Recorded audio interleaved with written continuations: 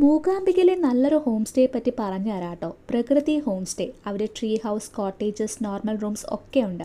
കുറച്ച് explore ചെയ്യണമെന്നുള്ളവർക്ക് tree house select ചെയ്യാം. ഞങ്ങൾക്ക് അവർ സജസ്റ്റ് ചെയ്തത് കോട്ടേജസ് ആയിരുന്നു. കാരണം ഞങ്ങളുടെ ഗ്രൂപ്പിൽ 9 അഡൽട്സും 2 കുട്ടികളുമാണ് ഉള്ളത്. നോൺ എ സി തന്നെ മതിയാവുമെന്നാണ് പറഞ്ഞത്. ഓഗസ്റ്റ് 13 ഞങ്ങൾ ബുക്ക് ചെയ്തത്. ആ ടൈമിൽ അത്യാവശ്യം മഴയും തണുപ്പും ഒക്കെ ഉള്ളതുകൊണ്ട് നോൺ എ സി തന്നെ മതിയാവും. കാലാവസ്ഥയ്ക്ക് പറ്റിയ ഡ്രസ്സും കുടയും ഒക്കെ കരുതിയിരിക്കാനും പറഞ്ഞു. ഇതാണ് കോട്ടേജസ് കേട്ടോ. നന്ദിത എന്ന് പറഞ്ഞ പുള്ളിക്കാരിയാണ് എല്ലാം കോർഡിനേറ്റ് ചെയ്തത്. നല്ല ഡീലിങ്സ് ആയിരുന്നു. എല്ലാം ഡീറ്റെയിൽ ആയിട്ട് പറഞ്ഞു തന്നു. ഒപ്പം നല്ല രീതിയിൽ ഡിസ്കൗണ്ടും തന്നിരുന്നു. കോട്ടേജിൻ്റെ താഴത്തെ സെക്ഷൻ വരുന്നത് ബങ്കർ ടൈപ്പാണ്. സെക്കൻഡ് ആൻഡ് തേർഡ് ഫ്ലോർ റൂമിൻ്റെ സെറ്റപ്പാണ്. ഏറ്റവും മുകളിലത്തെ നില 30 സ്റ്റെപ്പ് കയറി ചെല്ലണം. പക്ഷേ അവിടെ എത്തിക്കഴിഞ്ഞാൽ ഇറ്റ്സ് ലൈക്ക് എ ഹെവൻ എന്നാണ് പറഞ്ഞത്. അത്രയ്ക്ക് നല്ല വ്യൂ ആണ്. കോട്ടേജിൻ്റെ അകത്ത് തന്നെ ഫ്രിഡ്ജ്, TV, കെറ്റിൽ ആവശ്യമുള്ളതെല്ലാം കാണും കേട്ടോ. രാത്രി 12 മണിക്ക് ബൈൻഡൂർ സ്റ്റേഷനിൽ ഞങ്ങൾ എത്തുമ്പോൾ ടവേര അറേഞ്ച് ചെയ്ത് തരാമെന്ന് പറഞ്ഞിട്ടുണ്ട്. പക്ഷേ അതിന് എക്സ്ട്രാ ചാർജ് ആവും.